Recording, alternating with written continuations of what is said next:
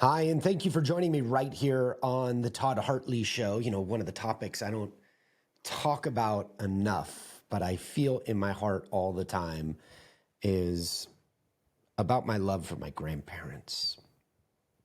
I was partially raised by them, grew up in their home, grew up in their back seat of their car in LA traffic. They imprinted their wisdom on me. I carry it everywhere I go. But I got a call from my grandfather on a Thursday evening that my grandmother was at the hospital, unbeknownst to me, close to passing. He needed me there. So I got to the hospital and we eventually moved her to hospice, and the hospice staff did an incredible job, just loving on her, but really loving on us. Nana passed on that following morning, and Papa took me to the mortuary, the funeral home. We went through all their paperwork. He knew where everything was. He was so organized. But it was important that he made sure that I knew all these people.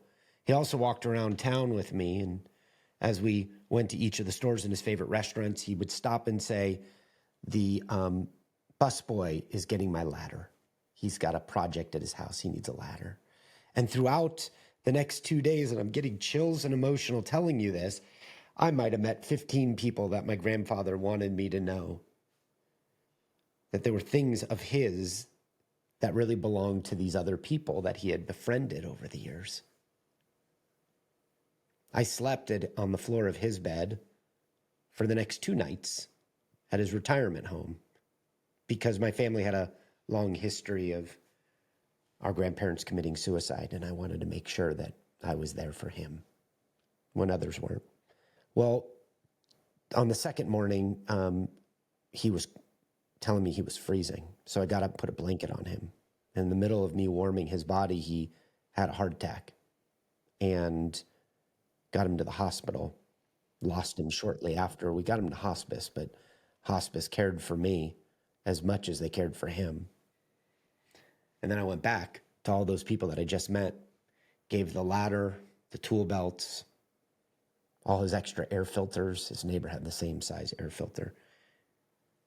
What he did was he prepared me before he left. And not a lot of people do that. Look, this isn't a somber conversation. I think it's a conversation of joy, and I got prepared. And if there's one thing I've learned, it's that success means nothing if you build the wrong foundation around you and you don't prepare. And that's why I'm joined by someone right now who understands what truly matters when everything is slipped away. And that's why Jordan Grumet is with me. He isn't your typical financial expert. He's a hospice doctor who spent years sitting bedside in their final moments, listening to people and their wisdom, like my grandfather. And he turned them and their wisdom into frameworks for living and leading with purpose. He went from internal medicine to hosting an award-winning financial independence podcast and authoring Taking Stock and the Purpose Code. And he's not here to help you die rich. He's here to help you live right. This podcast is brought to you by the Wirebuzz team. Now, if that name sounds familiar, it's because I've spent the past decade growing Wirebuzz into a digital marketing powerhouse designed to maximize clarity in complex sales processes so we can help accelerate revenue. And we do this in 3 phases. Phase 1, we transform your website to function like your best salesperson, and then also incorporate persuasive on-demand sales videos.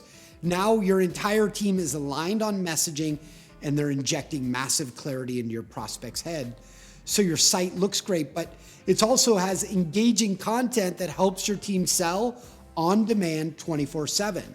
The next phase, phase 2, we train your sales and marketing teams to sell remotely or in person to expand the impact of your sales team. And the third phase is we develop and run targeted ads to your prospects. Scale those ads to help you achieve more business results.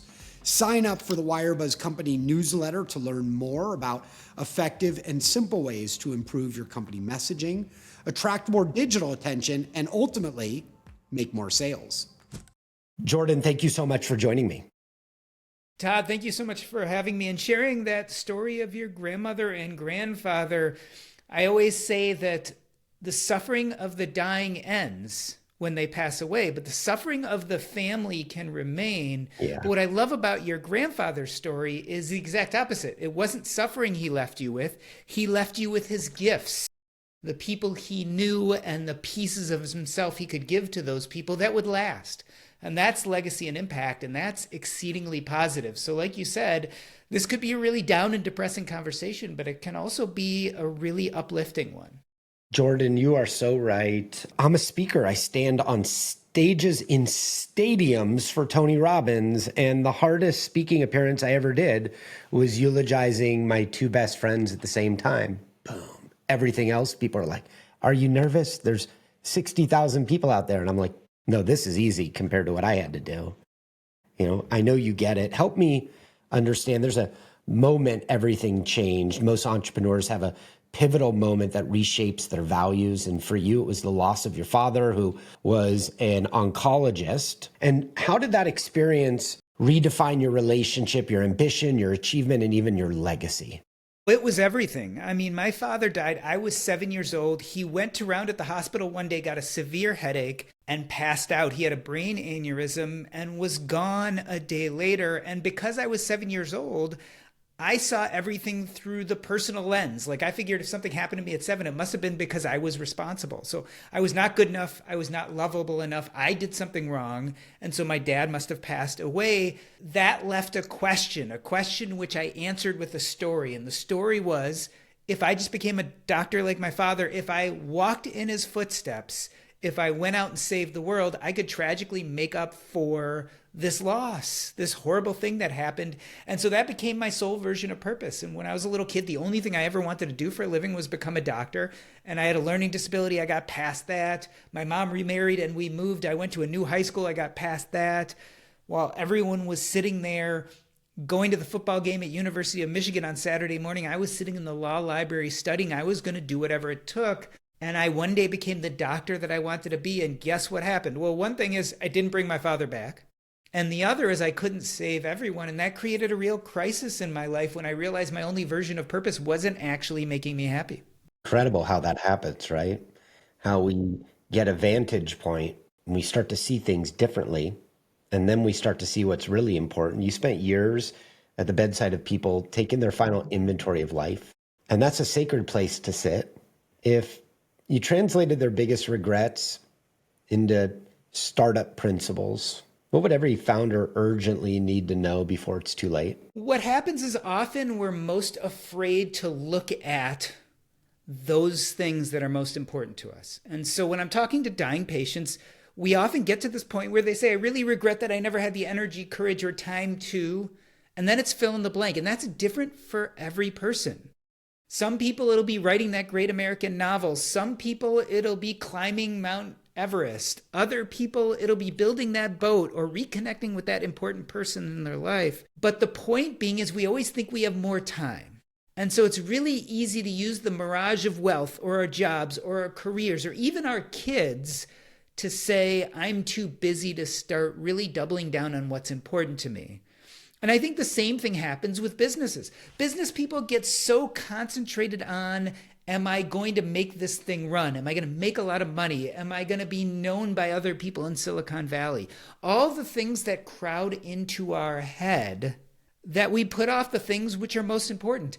Am I going to invest in this thing, this idea, this concept that's deeply important to me? And am I going to build it out? Not to make $1 million, not to be well known, but am I going to put the best I have inside of me out into the world and create the thing that's deeply intentional and important to me?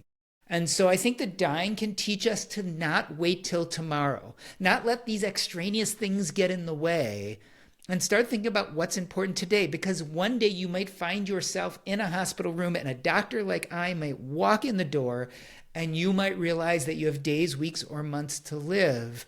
And by then it might be too late. You may no longer have agency to actually affect the change, to do the important things. So I meet people at the end of life and I try so hard. We try to get them connected to those family members they aren't connected to. We try to get them to die in the place they want to die.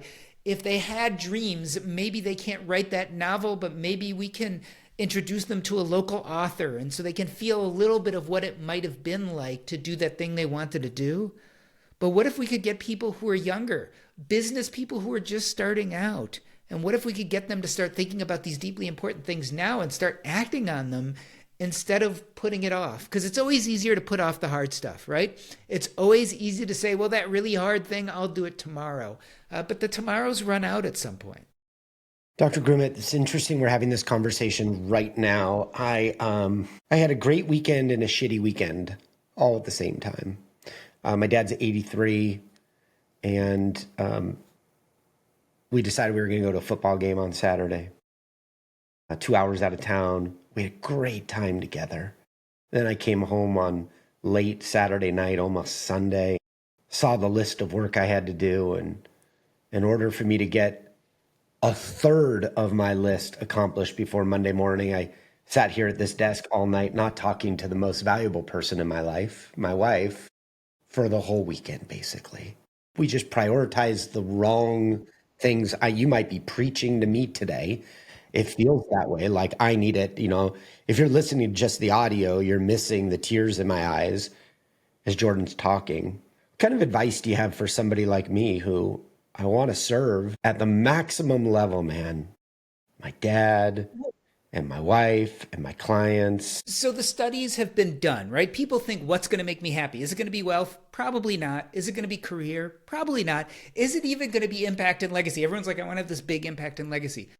Probably not. When you look at what really makes people happy, if you've ever seen the Harvard Adult Developmental Health Study, started studying people in the 1930s, studied them for 80 years, did questionnaires, then eventually lab tests, MRIs, EEGs, asked them what made them happy, looked at their income, looked at all sorts of things. And after 80 years of studying these people, they found that the one thing associated with happiness wasn't money, it wasn't your job, it wasn't achievement or success, it was interpersonal relationships. And so the people in your life are probably going to bring you the most happiness. Now, does that mean we should drop everything and only pay attention to our family and friends? Not really. In my version of the world, what you really want to do is you want to find what feels intentional and purposeful to you. Not the thing in which you have this dream of this big audacious goal you're going to meet, but the thing you enjoy doing, the process of doing, the thing that lights you up. And I believe if you do more of what lights you up, if you do more of that kind of good work, a few things are going to happen. One is it's going to connect you to more people, because when people see you lit up doing something that's deeply important to you, they're engaged. They're attracted to you. Like a moth to a flame, they want to work with you and collaborate with you and build with you. So you're still going to be doing your good work, but you're going to be connected to people. Your family's going to be connected to people. You're going to be a great model for your spouse and your kids. Your kids are going to be watching, for instance, their father doing things that deeply light him up, and you're giving them permission to do the same thing in their lives. And so it's this idea of, are we spending our time doing things that light us up? And when you find yourself on Sunday night getting behind the computer screen and spending 8 hours doing stuff that you don't love, that doesn't light you up, that doesn't excite you, and you're trading that time for things where you could be doing something where you're more deeply engaged and connected, and then you wash, rinse, and repeat that, do that over a career, what you find is you spend more of your time doing process-oriented things you hate in order for a big career goal which you may or may not hit. And what I want to convince people is to flip the switch, which means do more stuff you love on a regular basis and let that bind and connect you to other people. To me, that's what happiness looks like. And I've heard people, I tell this to people all the time, and they're like, yeah, but what about impact legacy? I want to make that $1 billion. I want to, run for president one day. I want to travel to the moon. I get it. I get this idea of chasing impact and legacy, but at least in my own life and in the lives of many people I respect, I've actually found that when they doubled down on what lit them up and connected them to other people, they actually had more significant results than when they grinded away every day to hit that net revenue that was their goal. Or, when they kept doing things where they didn't enjoy the process of doing them in order to reach a goal, they ended up having less impact and legacy. So someone like you, it's always, how do you do the things that light you up? That's going to connect you to your dad and your wife, and if you have kids, your kids. But it's also going to connect you to your colleagues, the people you work with, the people you show up for every day. That's where I think happiness truly lies. Yeah, it's a beautiful question we all need to be asking ourselves regularly because it changes over time. Like you, I grew up struggling with learning disabilities and was in all the slow kid classes. And so what lit me up for a long time was proving I didn't belong there. It's interesting because does that really light you up? So I often talk about a meaning and a purpose problem, right? So a purpose problem is you're having trouble figuring out what lights you up. But a meaning problem has much more to do with your past. It's the stories you tell yourself about yourself, and it's a journey to enough. So when you're talking about having a learning disability and not feeling enough because you didn't feel smart enough, you can try to purpose your way to feeling good about that, right? You can create, you can achieve, you can build. But unless you go back to the past, we're not talking about present and future anymore. That's a purpose thing, is present future. We're talking about going back to the past, which is the meaning, and telling yourself a better story about who you were until you feel like you were enough back then. A lot of times those actions in the present and future don't actually fill the hole. So if you were not feeling enough because you had a learning disability, and you're like, well, I'm just going to achieve a lot. I'm going to get all these accolades. I'm going to make all sorts of money. I'm going to even help a bunch of people who had the same problem I have. And you think that's going to solve the problem? It isn't. You can't purpose your way to enough. You've got to go back and deal with the meaning issue, which is tell yourself better stories about yourself. You were always enough. So you had a learning disability, but look at how you achieved. Look how you got over that. Look at the hero story you can tell yourself about yourself. And that changes the story. But you are correct in the sense purpose can change. People have all these rigid rules about purpose. It has to be one thing but not another. It has to have a big impact. It has to be lifelong. Purpose can be long or short. It can be big or small. You can have many versions of purpose or just one. That purpose can change the world, but it certainly doesn't have to. I like that question that I posed to you in the beginning. If you were on your deathbed and asked yourself, what would I really regret never having the energy, courage, or time to do? If you can answer that question, to me, that's the key litmus test for what looks like purpose in your life. It's beautiful. It's not only powerful, but it's hyper personalized and relevant. And few questions in life are like that. Yeah, and we all have a different version of purpose. And this is why social media leads us so astray. If you go to social media and TikTok and Instagram and Snapchat and you see all these idealized versions of people, they're selling you a version of purpose, right? That might be a 7-figure business. That might be 6-pack abs. That might be travel all over the world. All these people are trying to sell you their purpose, but that isn't your purpose. That's their purpose. And often they're trying to make money off you, and that's why they're trying to sell you that purpose. And so it rings hollow, and we feel really bad. The emotion that social media generates inside of me, which I know is different from other people, but I'm always curious if others are feeling it, is, you nailed it, man, hollow. It's empty on the inside. After I spend too much time there, I feel like I'm drained and there's nothing of like great substance in my heart. I mean, it's selling you a version of big, audacious purpose, which is often really hard to reach, very anxiety provoking. Most people fail, right? Most people don't end up getting the 6-pack abs or having the 7-figure business.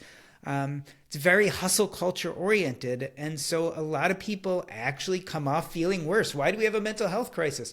Well, one thing is a lot of people don't really know what purpose looks like in their life, and they're trying to take it from their favorite internet influencer, and it's actually making them feel bad. Your book, The Purpose Code, introduces how founders can use your framework to choose the right opportunities to avoid burnout. Like maybe I'm feeling at this exact moment for not having recovery and love and joy with my wife over the weekend, and help them build companies aligned with who they're becoming, not just what they're earning, but the big vision of who they're becoming and what their purpose is. Talk to me about that.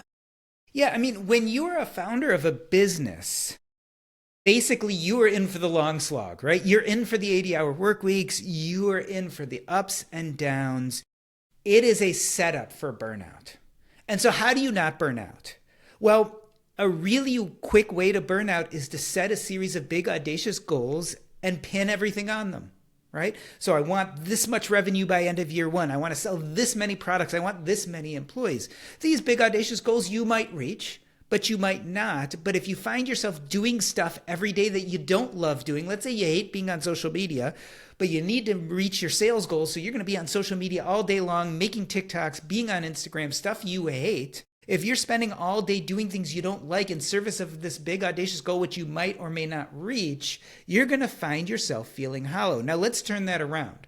And let's say that you're a founder of a company of something that lights you up. You're excited about it. It fulfills you. So what if you then start filling your day with process-oriented activities, still can be towards a goal, but doing things you love doing that connect you and light you up? What's going to happen? Well, you're going to bring in employees who are also lit up by that shared goal. They're going to see it in you, and they're going to want to be a part of that. And so are you going to work less 80-hour work weeks? No. But you're going to be doing something you really like, surrounded by people who buy in and see your vision and are connected to you. And you're going to build a much more cohesive workplace that nurtures you, that nurtures your employees, and nurtures the business. Who are the founders we always follow? The ones who really end up doing best. They're the ones with vision and passion. It's not that they ask people to work any less or pay them any better. It's that they see people who are living their intention, they're living their purpose, and other people want to glom on and get involved. Because when we see people lit up, when we see founders lit up doing something that they enjoy the process of doing in service of a goal, but also loving the process and being engaged, we can't help but want to spend the extra hour with them. We can't help but want to stay from 6 to 7 at night because things are so exciting, we don't want to miss a thing. This is where purpose, this idea of doing things that light us up, leads to intentional actions, builds momentum, and connects people. And burgeoning businesses need that. They need that more than they need success. They need that more than they need their first clients. They need that more than they need purchase orders. They need a group of engaged, connected people who are excited. And if a founder wants to get there, that's the way they get there. Wow. So great. You're so good at what you do, my man. That was such a joy to hear you unpack that. Imagine every entrepreneur paused tonight and reflected on just one question that could change their growth strategy, their leadership style, or even how they use their time from now on. What would that question be? Something that we could all take with us from this conversation to help us have greater purpose. Very easy, especially when it comes to a business. The question I want people to ask them, and I'm telling you, this is going to sound funny to business people, but the question is, how could I be more goal agnostic and also more process oriented? How could I be more goal agnostic and more process oriented? So the problem with lots of businesses, they get so focused on these big audacious goals that it actually knocks them off and leads to burnout, and often leads to frustration if they don't reach that goal. So what if we use our goals as intention setters? I intend to build this product. I intend to sell this much. I intend to have this many clients by the end of the year. But then started to do the deep engaged process work. Well, those are my intentions. That's my goal setting. But now I'm going to build that beautiful product. I'm going to hire all the right people. I'm going to brainstorm and nurture them. We're going to create these lead indicators, not the lag indicators, not the goal, but the lead indicators of things that are deeply important to us. And we're going to do them and enjoy the process of doing those things. And guess what? At the end of the year, if we don't reach that goal, but we're 3/4 of the way there, then we succeeded. If we don't reach that goal, but learned that we needed to move in a different direction and started creating that new healthy direction with a new goal, which is a new intention setting, then we've succeeded. If we've bound our employees to us so that they're excited about our direction and engaged and lit up and ready to show up every morning to do the hard work, then we're doing all the important things. Believe it or not, whether we reach the ultimate goal or not probably doesn't matter. We need to be a little bit more goal agnostic and also more process oriented. I think if we start there, we start building in ways that we didn't foresee. We allow for exponential growth, right? Whenever you set a goal and you work towards that goal, you're really talking about linear growth. But when we use a goal as an intention setting and then dig deeply into the process with the people around us, we actually create the room for exponential growth, which might be linearly in that same direction, but it might be in a different direction. It might lead us completely somewhere else. You're really good at what you do. It's obvious when I see somebody that has this incredible God-given talent to share verbally, I'm in a really good place. And that was exceptional. Thank you for doing that. He's Dr. Jordan Grumet. He's got a great website. I want you to go visit it. It is Jordan, Grumet, and Grumet is spelled GRUMET.com. Please go learn, check him out, go get his book. Dr. Jordan, thank you so much for joining me right here on a really important conversation on the Toddcast. Todd, thank you so much for having me. It's been a blast. Yo, that was a powerful episode. And from what we just learned, it should be obvious how you can now implement these lessons in your life to get to the next level. Now, before you bounce, I just have 3 quick thoughts. First, thank you for taking me on your incredible life journey. Second, if you receive some value from me and you want to pay it forward, it would mean the world to me if you left an honest rating and review at Apple Podcasts, Spotify, or wherever you listen. I'd be incredibly grateful. And lastly, if you share this episode, whether it be a screenshot or a photo from where you're listening, anything via Instagram stories or LinkedIn, Facebook, or any of the social media sites, just tag me and the guest.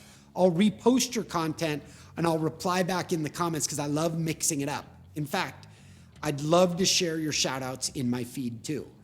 Not only are these shout outs really good for you and for me, but they also help us book more amazing guests because they'll be able to see the reach that you're helping to cultivate.